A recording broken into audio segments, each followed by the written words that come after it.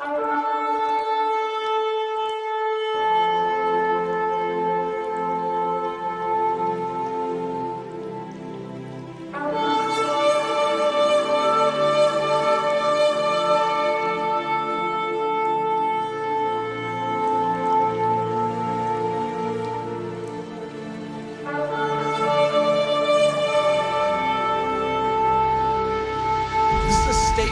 Isaiah, basically saying the world is falling apart. Staring back at Israel, saying judgment is turned away backward, and justice stands afar off. For truth is fallen in the street, and equity cannot enter. What's a God to do? And he saw that there was no man, and he wondered that there was no intercessor. An intercessor basically means one who fills the gap. If you have a walled city and there is a hole in the walled city, just this little part that is like broken down, it's like a pile of rubble, and actually you can sneak through it. There's a vulnerability in a time of war. If you have an enemy, what's an enemy looking for? The gate, to try and scale the gate? They're looking for breaches or holes in the wall. They're not stupid. They're not going to waste their time going through the front door when they can go through a side little broken down breach.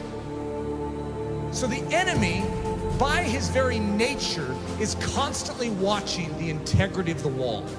He's looking for holes. We have massive holes in our life that give the enemy access to do with our life what he sees fit to do.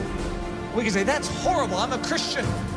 Yeah, you're a Christian with breaches. You are not supposed to be a Christian with breaches.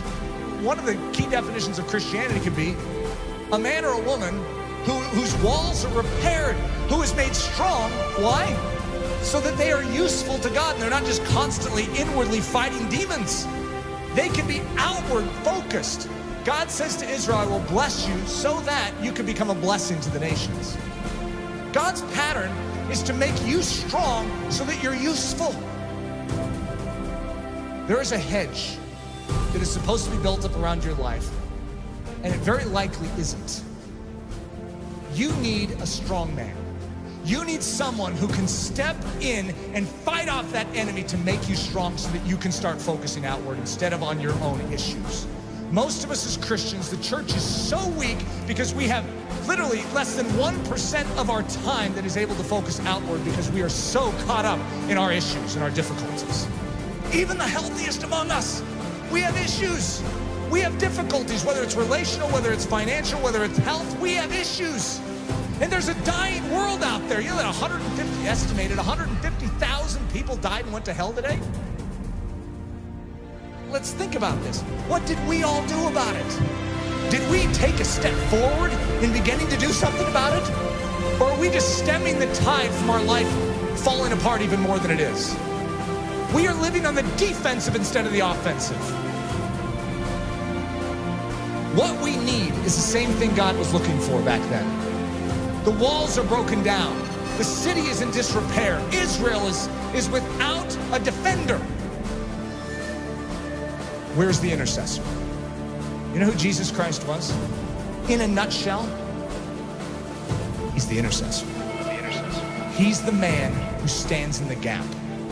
He's the strong man who came and took the full blow upon himself so that we could gather our wits spiritually and awaken and say, I'm in. Thank you for rescuing me.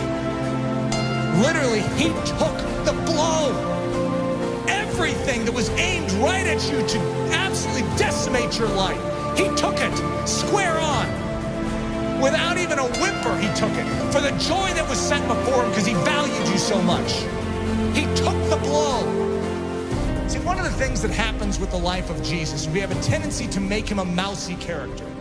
We have a tendency to diminish his manly strength. We are talking about the greatest warrior of all time.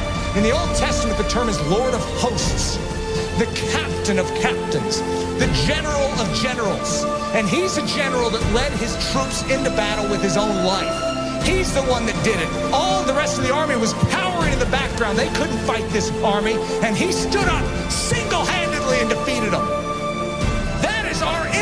intercessor. That is our King.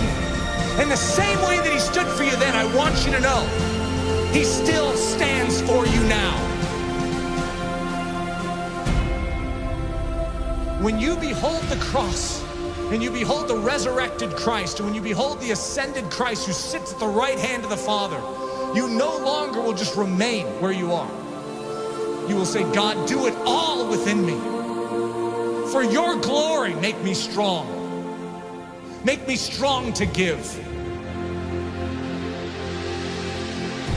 God is looking for an intercessor, someone who will make up this breach. We need to become a body that is thinking about every single one around us, as opposed to ourselves. Coming to church going, I need to be prayed for this week. What about who can I pray for this week? Just a different mindset. It's not what this church can do for you, but what you can do for Jesus Christ and this church. Think of that attitude shift, saying, God, you made this life and you have called me for more than just to save me. You have rescued me so that I can become a rescuer. Who needs rescued? Who needs help? Who needs me to stand in the gap and take the hit? That's the attitude. It's not your skin and how you can save it. It's how you can spend it for his glory. His glory. For his glory.